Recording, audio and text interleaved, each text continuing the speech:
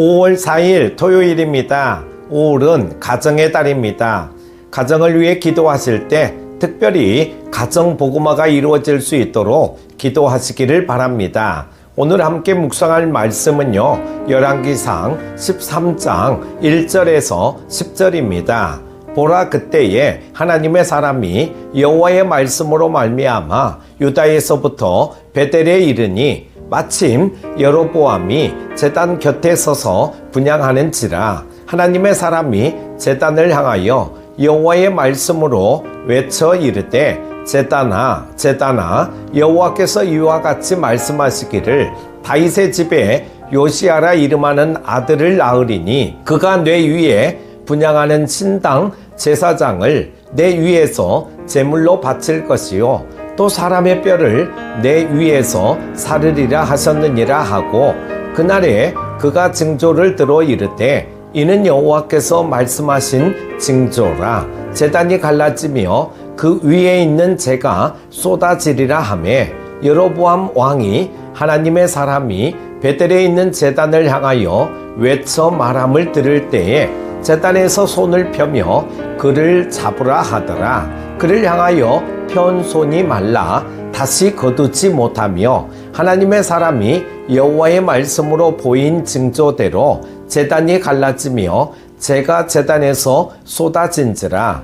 왕이 하나님의 사람에게 말하여 이르되, 청하건대 너는 나를 위하여 내 하나님 여호와께 은혜를 구하여 내 손이 다시 성하게 기도하라. 하나님의 사람이 여호와께 은혜를 구하니 왕의 손이 다시 성하여 전과 같이 되니라. 왕이 하나님의 사람에게 이르되 나와 함께 집에 가서 쉬라. 내가 내게 예물을 주리라. 하나님의 사람이 왕께 대답하되, 왕께서 왕의 집 절반을 내게 준다 할지라도 나는 왕과 함께 들어가지도 아니하고 이곳에서는 떡도 먹지 아니하고 물도 마시지 아니하리니 이는 곧 여호와의 말씀이 내게 명령하여 이르시기를 떡도 먹지 말며 물도 마시지 말고 왔던 길로 되돌아가지 말라 하셨음이니이다 하고, 이에 다른 길로 가고 자기가 베델에 오던 길로 되돌아가지도 아니하니라. 아멘. 하나님은 제단에서 분향하고 있는 여로보암에게 하나님의 사람을 보내셨습니다. 그리고 여로보암이 드리는 제사가 타락하여 하나님이 인정하실 수 없으며 그로 인해 심판이 임하리라는 징조도 보여주셨습니다. 하나님은 이처럼 죄인들에게 찾아오시고 말씀하시며 돌이킬 기회를 주십니다. 하나님의 책망을 들을 때 우리는 어떻게 반응해야 할까요? 첫 번째는 잘못된 행실을 멈추어야 합니다. 여로보암이 드리는 제의는 하나님의 이름으로 드려졌지만 오히려 하나님을 모독하는 행위들이었습니다. 하나님은 유다의 선지자를 보내셔서 장차 여로보암 왕이 세운 제단과 그 제단에서 섬기는 제사장들에게 하나님의 준엄한 심판이 임하게 되리라고 경고하셨습니다. 이 예언은 여로보암을 향해 하나님이 싫어하시는 모든 죄악된 행위들을 멈추라는 경고였습니다. 그러나 그는 하나님의 충고를 따르지 않았고 책망을 업신여겼습니다. 여로보암 왕은 선지자의 책망을 자기 왕권에 도전하는 행위로 받아들였고 선지자를 체포하려는 죄까지 범했습니다. 하나님은 죄악을 심판하시는 공의의 하나님이실 뿐만 아니라 죄인에게 돌이킬 기회를 주시는 자비의 하나님이십니다. 하나님은 죄에서 돌이키는 자들에게는 언제나 용서의 은혜를 베풀어 주십니다. 니느웨는 하나님의 심판이 예정된 죄악의 도시였죠. 하지만 그들이 선지자 요나가 전하는 경고의 메시지 앞에서 자신을 낮추고 회개하자 하나님은 그 성을 향한 심판의 계획들을 거두셨습니다. 우리 삶에서 하나님이 책망하시는 영역은 없는지 돌아봅시다. 돈과 쾌락에 대한 탐닉으로 마음이 하나님에게서 멀어지고 오염되어 있지 않은지 살펴야 합니다. 세상의 가치를 추구하는 불순종의 행위들을 멈춰야 합니다. 삶에 은밀히 들어와 습관이 되어버린 숨은 죄들을 보여달라고 기도하고 그 죄들로부터 신속하게 돌이키기 바랍니다. 두 번째는 하나님의 말씀에 순종해야 합니다. 참된에게는 죄악을 멈추고 순종의 자리로 나오는 것입니다. 여로보암은 선지자의 경고대로 제단이 무너지고 자신의 손이 말라버리는 것을 보았습니다.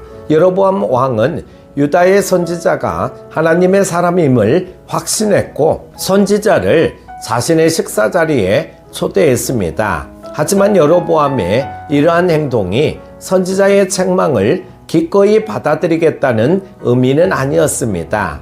선지자에게 자신의 왕권과 행위들을 인정해달라고 회유하는 행동에 불과했습니다. 그때 선지자는 하나님이 하신 명령에 따라 왕의 초대를 단호히 거절하므로 하나님 말씀에 순종하는 본을 여로보암 왕에게 보여주었습니다. 하나님은 우리를 책망하시되 우리가 잘못된 행위를 멈추는 것에만 만족하지 않으십니다. 우리가 하나님의 뜻을 따라 순종하는 삶을 회복하는 데까지 나아가기 원합니다. 때때로 하나님은 우리 신앙의 나태함을 책망하시고 형식적이고 편리주의에 매몰된 그러한 모습을 꾸짖으십니다. 성경은 우리에게 부지런하고 열렬한 마음으로 주님을 섬기라고 말씀합니다. 이 말씀에 따라 우리는 더욱 주를 뜨겁게 사랑하며 섬기는 삶이 구체적으로 무엇인지 생각하고 실천해야 합니다. 어려운 이웃에게 시간과 물질을 나누고 건강한 교회를 세우기 위한 봉사를 시작해야 합니다. 다시 하나님께 순종할 때 메말랐던 우리의 영혼은 하나님의 임재로 충만해질 것이고 삶에는 하나님이 기뻐하시는 선한 열매들이 맺힐 것입니다. 하나님은 하나님의 자녀들을 사랑하시기에 죄가 있으면 책망하십니다. 하나님의 책망 앞에서 변명하거나 자신을 합리화하지 마시고 즉시 죄악을 멈추시기 바랍니다. 다시금 하나님의 말씀에 순종하는 삶으로 돌이키시기를 바랍니다. 죄에서 돌이켜 하나님이 기뻐하시는 삶을 살 때 하나님은 우리에게 하늘의 참된 평강을 맛보는 은총을 내려주실 것입니다. 오늘도 주의 이름으로 승리하시기를 축복합니다. 기도합니다. 사랑의 하나님 아버지, 북이스라엘의 왕이 된 여로보암은 자신의 절대 권력을 더욱 견고히 하고자 우상 숭배를 빠르게 진행하고 있는 것을 봅니다. 여로보암을 보면서 우리가 걸어가야 할 길은 믿음과 순종의 길인 줄로 믿습니다. 하나님께서 말씀을 통하여 우리를 책망하실 때도 우리는 항상 회개와 변화의 삶을 살아가게 하여 주옵소서. 예수님의 이름으로 기도드립니다. 아멘.